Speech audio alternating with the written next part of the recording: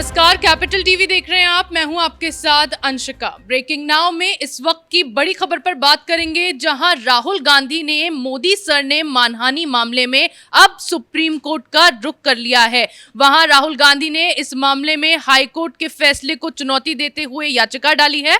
आपको बता दूं कि इसी महीने के पहले हफ्ते में हाई कोर्ट से राहुल गांधी को इस मामले में झटका लग चुका है, जहां उन्होंने 2 साल की दोष सिद्धि पर रोक लगाए जाने की मांग को लेकर पुनर्विचार याचिका दाखिल की थी, जिस पर हाई कोर्ट ने जिस याचिका को रद्द कर दिया था और राहुल गांधी की सजा को सही बताया था। अब इसी मामले में राहुल गांधी ने सुप्रीम कोर्ट का रुख किया है। इसी पर ज्यादा जानकारी के लिए मेरे साथ न्यूज रूम से जुड़ रहे हैं कैपिटल टीवी के एग्जीक्यूटिव एडिटर राजीव जी। राजीव जी, बार बार राहुल गांधी को झटका लगा और आखिरकार वो सुप्रीम कोर्ट पहुंच गए। देखिए, सुप्रीम कोर्ट में जाने में इन लोगों ने इतनी जो देर की है, सवाल उसके ऊपर सबसे पहले उठता है। आखिरकार 7 दिन के बाद, 8 दिन के बाद आप हाई कोर्ट के फैसले को चैलेंज करने के लिए सुप्रीम कोर्ट पहुंचे, जबकि हर बार ये होता है, जितने लोगों ने, चाहे कि पहले के मामले हो मानहानि के या फिर दूसरे में जिन आरोपियों पर दोष सिद्धि हो चुकी है, यानी कि जिसे सजा मिल चुकी है, उसके कन्विक्शन पे स्टे लगाने की जब बात होती है तो हाई कोर्ट, सुप्रीम कोर्ट जाते हुए 10 से 15 दिन का समय में सारा मामला निपट जाता है। लेकिन राहुल गांधी ने क्या किया, जब मजिस्ट्रेट कोर्ट ने सजा सुनाई, उसके करीब 25 दिन बाद ये सेशन कोर्ट पहुंचे। सेशन कोर्ट के बाद हाई कोर्ट जाने में इन लोगों ने लंबा समय ले लिया। फिर उसके बाद जब हाई कोर्ट ने सजा बरकरार रखते हुए स्टे लगाने से रोक लगा दी कि अब आपकी सजा पर स्टे नहीं लगेगा, क्योंकि हाई कोर्ट के सामने आपने जितनी दलीलें दी है उन दलीलों का इस सजा से कोई लेना देना नहीं है। और इसलिए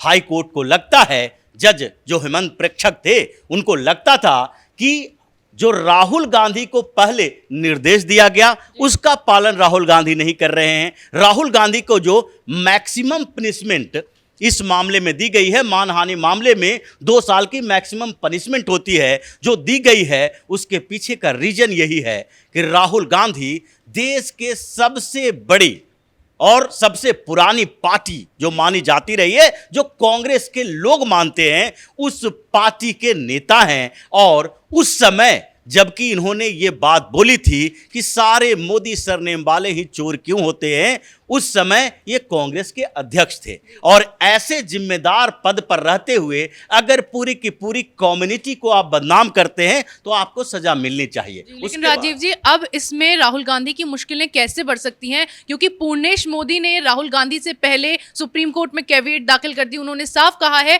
कि उनका रुख सुने बिना राहुल गांधी के लिए कोई फैसला ना सुनाया जाए। देखिए, ये तो पूर्णेश मोदी मानते थे, जानते थे इस बात को लेकर कि सुप्रीम कोर्ट में जब राहुल गांधी जाएंगे तो चुपके जाएंगे, क्योंकि अब तक 7-8 दिन गुजर चुके हैं इस समय, जबकि आज सैटरडे है। सैटरडे में, संडे में सुप्रीम कोर्ट में कोई ऐसी सुनवाई होती नहीं है। ऐसे समय में राहुल गांधी चुपके से 3-4 बजे के बाद वो जाते हैं कि याचिका दायर करते हैं, मीडिया में खबर चलती है। और अगर सुप्रीम कोर्ट तत्काल सुनवाई के लिए तैयार हो जाए और पूर्णेश मोदी को मौका ही न मिले अपनी बात रखने का, तो फिर क्या होगा, राहुल गांधी की सजा पर सुप्रीम कोर्ट से रोक मिल सकती है, क्योंकि दूसरा पक्ष अपनी दलील रख ही नहीं पाएगा। इसलिए पूर्णेश मोदी ने इस चालाकी को समझा और जैसे ही हाई कोर्ट से फैसला आया, उसके बाद वो एक्टिव हो गए कि हमें अब क्या करना है। और इसलिए पूर्णेश मोदी ने कैविएट दाखिल की कि कैविएट में उन्होंने कहा कि जब राहुल गांधी याचिका दायर करें, जब कभी दायर करें, तो हमें भी नोटिस भेजें और हमारे पक्ष को सुने बिना कोई फैसला सुप्रीम कोर्ट में नहीं होना चाहिए। और इसलिए इतने दिनों से जो राहुल गांधी की टीम तैयारी कर रही थी और तैयारी का बहाना बना रही थी, क्योंकि राहुल गांधी के टीम को लगता है कि सुप्रीम कोर्ट में अभिषेक मनु सिंघवी जैसे वकील, जो कि हर मामले में सुप्रीम कोर्ट में अपना रुख रखते हैं और कोशिश करते हैं कि उन्हीं जजों का बेंच मिले जिन्हें वो प्रभावित कर सकते हैं। लेकिन राजीव जी, अब कांग्रेस पर एक बड़ा सवाल खड़ा हो रहा है कि बार बार राहुल गांधी के मामले में कांग्रेस सुप्रीम कोर्ट जाने में इतना देरी क्यों कर रही थी? क्योंकि इससे पहले जब हाई कोर्ट जाने का उनको समय दिया गया था तब भी कांग्रेस ने काफी लंबे वक्त के बाद याचिका डाली थी, और अब फिर से हाई कोर्ट का फैसला आने के बाद इतने दिन बाद उन्होंने सुप्रीम कोर्ट का रुख क्यों किया? देखिए, ये सुप्रीम कोर्ट जाने के लिए जो समय लिया है इसी की चर्चा हम लोगों ने की अभी, क्योंकि सुप्रीम कोर्ट जाने के लिए इन्हें अगला दिन का समय लिया जाना चाहिए था।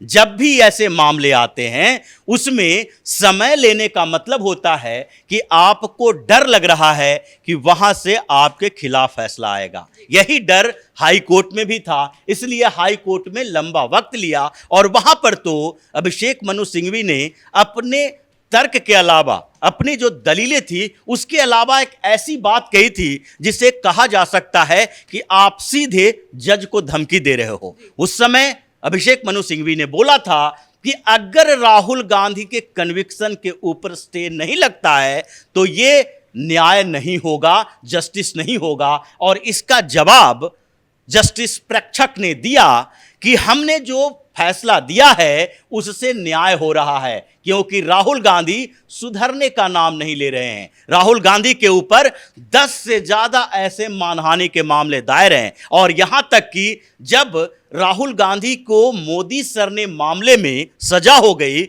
उसके बाद भी इनके अंदर कोई सुधार की गुंजाइश नहीं दिखी। उसके बाद वो ब्रिटेन जाते हैं, और ब्रिटेन जाने के बाद एक फिर से झूठ बोलते हैं देश के एक महान क्रांतिकारी के खिलाफ, यानी कि वीर सावरकर के बारे में उन्होंने ब्रिटेन में बोला कि सावरकर अपनी एक किताब में लिखते हैं कि जब वो अपने 2 दोस्तों के साथ थे तो एक मुस्लिम युवक को पीटा जा रहा था और वो खुश हो रहे थे। इसका मतलब है कि आप सावरकर के बारे में आपत्तिजनक बातें कह रहे हैं बिना कोई रेफरेंस के। इसके नाम पर इसके बाद ही सावरकर के पोते ने राहुल गांधी के खिलाफ एक और मानहानि का मुकदमा दायर कर दिया, जिसका जिक्र हाई कोर्ट के फैसले में है कि अगर राहुल गांधी सजा पाने के बाद भी सुधरने का नाम नहीं ले रहे हैं तो फिर इनके सजा पर अगर स्टे लगा दिया जाएगा तो ये कैसे रिस्पॉन्सिबल होंगे, और इनको सजा तो मिलनी ही चाहिए, क्योंकि एक नहीं 5 बड़े आधार हैं इसके लिए। क्या आधार है? देख, जो आधार बताए गए थे हाई कोर्ट के अंदर कि अभी तक इन्होंने 10 से ज्यादा ऐसे मानहानि किए हैं जिसके मामले इनके ऊपर चल रहे हैं। दूसरी बात, जो बातें बार बार राहुल गांधी करते हैं कि इन्होंने जो बातें कही है वो सच की बात कही है और कोर्ट ने सच बोलने की सजा दी है, ये कोर्ट के लिए एक तरह से मानहानि है। कोर्ट का अवमानना कर रहे हैं, सवाल उठा रहे हैं कोर्ट के फैसले को ऊपर। उसके बाद उन्होंने जिस तरह की बातें कही, राहुल गांधी के वकील ने जो बातें कही उसके बारे में भी कहा गया कि राहुल गांधी एक व्यक्ति को नहीं बल्कि 13 करोड़ मोदी सरनेम वालों की प्रतिष्ठा को हानि पहुंचाए हैं। एक व्यक्ति का मामला नहीं है, और अगर आप पूरी कम्युनिटी के खिलाफ ऐसी बातें कर रहे हो तो इसका मतलब है कि आपको सजा मिलनी चाहिए। तीसरी बात, एक और बात जो कही गई कि कोई भी व्यक्ति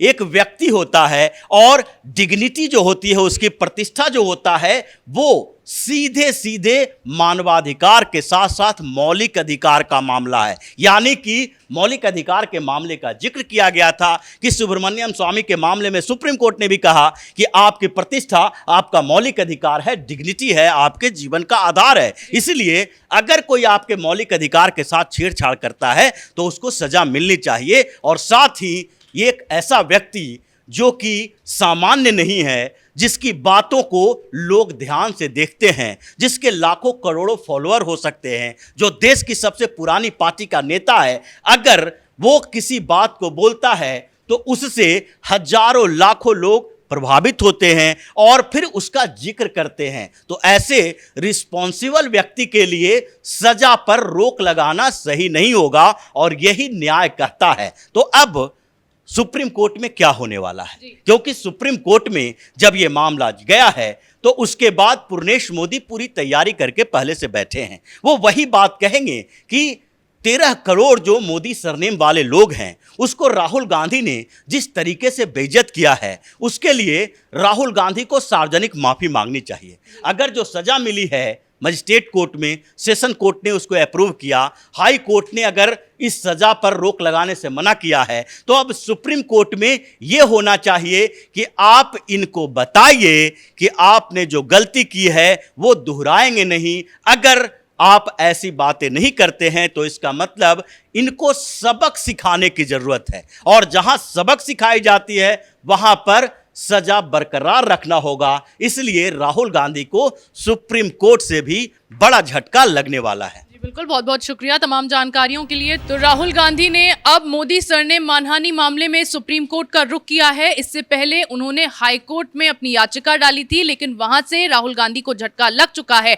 अब सुप्रीम कोर्ट में इस मामले को लेकर सुनवाई होगी, जिसमें अब भी राहुल गांधी को झटका लगने की संभावना जताई जा रही है, क्योंकि इस पूरे मामले में सिर्फ एक ही बात अहम है कि राहुल गांधी को जो मोदी समाज का राहुल गांधी ने अपमान किया उस पर उनसे माफी मांगनी थी। लेकिन राहुल का अहंकार इतना कि उन्होंने अब तक इस मामले में ना अपनी तरफ से कोई सफाई पेश की, ना ही उस पर मोदी समाज से माफी मांगी, जो आज राहुल गांधी पर भारी पड़ रहा है। तो अब बड़ी खबर हमने आपको बताई कि सुप्रीम कोर्ट में राहुल गांधी ने मानहानि मामले में रुख किया है। इस बड़ी खबर में फिलहाल मेरे साथ इतना ही। कैमरा पर्सन भोला के साथ मैं अंशिका, कैपिटल टीवी।